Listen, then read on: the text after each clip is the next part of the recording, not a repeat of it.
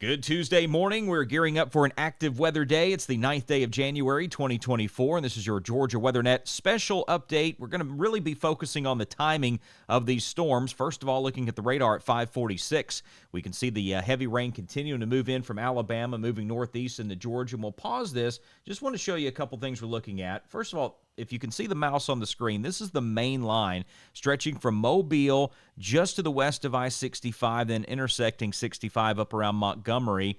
And just like the models have been showing, our most intense thunderstorms are with this main line and mainly in the southern end. As we head up into the northern part of Alabama and stretching into North Georgia, this is some fairly stable air. We do have rumbles of thunder, some lightning flashing in metro Atlanta, North Georgia, and some thunderstorm activity in LaGrange down to Columbus, but this is part of kind of a line jumping out ahead of that main line. So most of the activity we can see is in southwest Alabama down toward Mobile. We have some severe thunderstorm warnings and a tornado warning, but not to be outdone, we do have a confirmed tornado warning down in Walton County, Florida, around Defuniak Springs, and that storm just coming on shore from the Gulf of Mexico.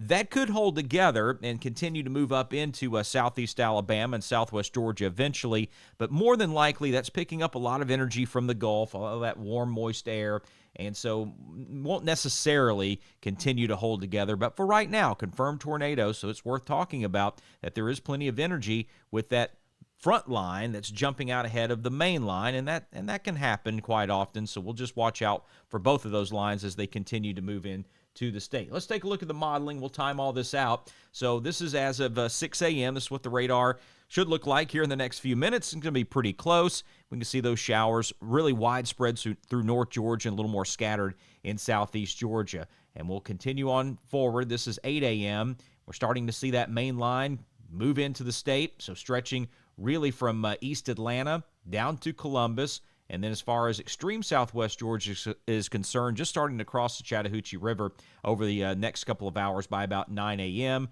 approaching Albany as we head toward 10, 11 o'clock this morning, and still looking at some strong, possibly severe thunderstorms moving into Macon as well. We get above Macon and we start heading up 441 up into Athens. Some thunderstorms there, gusty winds for sure, but our severe weather risk starts to drop quite a bit as we move up, especially north of I-20. So we'll continue forward. This is going to be noon, still a very sharp gradient there. That line is going to be producing some gusty winds. Some spin-up tornadoes are possible. And our main concern, as I mentioned, south of I-20, but especially as we get south of I-16. So now we're starting to get out there toward Dublin on I-16, and then connecting the dots, continuing on south here. So Dublin is about right here. And then on south toward Brooks County, moving into Valdosta. Albany's going to start to clear out. Still going to be breezy with scattered showers left behind through the afternoon hours.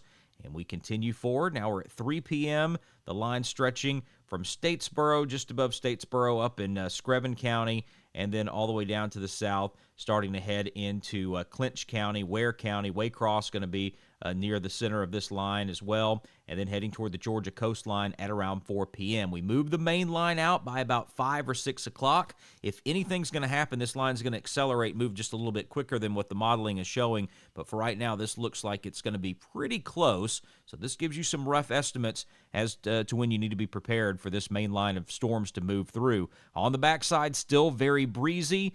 At 5 o'clock this afternoon, Atlanta will be very windy, going to be cold, and some of those showers up there in North Georgia could turn into a few snow showers as we head into the evening hours. But again, 7, 8 o'clock tonight, we move the severe weather out of here. Just going to be dealing with the wind. One thing to keep in mind, the soil is going to be very, very saturated, especially in North Georgia. We do have a flood watch in effect that covers all of North Georgia, all the way down into metro Atlanta, almost to Columbus. So that Carrollton is in there. So we're going to have some trees that are going to be falling over, some power lines possible with that gusty wind and the very soft soil with all the rain.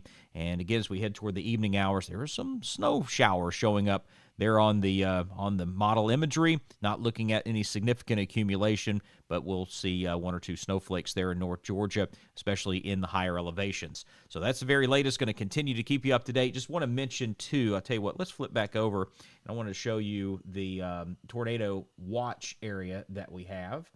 And just click a couple of things here and show you where that is. So that's going to be in for southern Alabama and part of the Florida Panhandle, the western part, including Pensacola and then on out to Mobile in lower Alabama. We do not have a tornado watch yet, but it wouldn't surprise me if we have one issued here over the next few hours for parts of southwest Georgia and possibly extended into southeast and coastal Georgia. But as of 5:51 a.m., we have a tornado watch knocking on our door, but currently not in effect for any parts of Georgia. But if one is issued, I'm going to let you know about it right here on the Georgia Weather Net. Just make sure you have a way to get those real-time alerts throughout the day today. Not always sure when you get the updates through Facebook and YouTube and all that, but if you have a NOAA weather radio, that's your best bet. And also turn those WEA alerts, those wireless emergency alerts, on your smartphone so you can be up to date as we move through the day today. More updates as we go on. Stay safe, and thanks for watching the Georgia Weather Net. Thank you for your likes and shares.